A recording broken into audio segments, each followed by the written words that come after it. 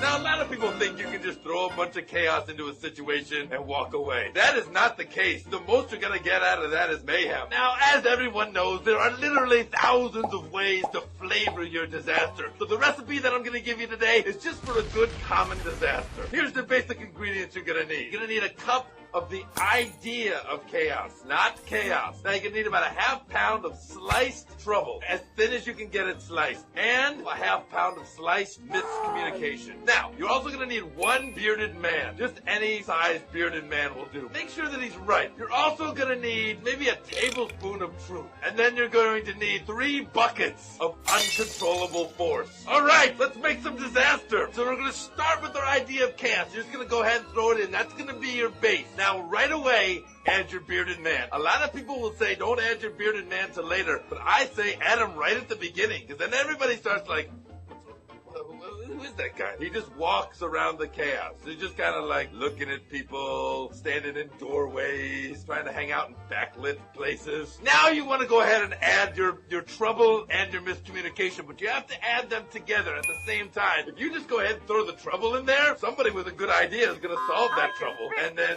disaster's been averted. What have you got then? You have to have the miscommunication going on with the trouble. For instance, a new shipment of walkie-talkies comes in. You light the walkie-talkies on fire.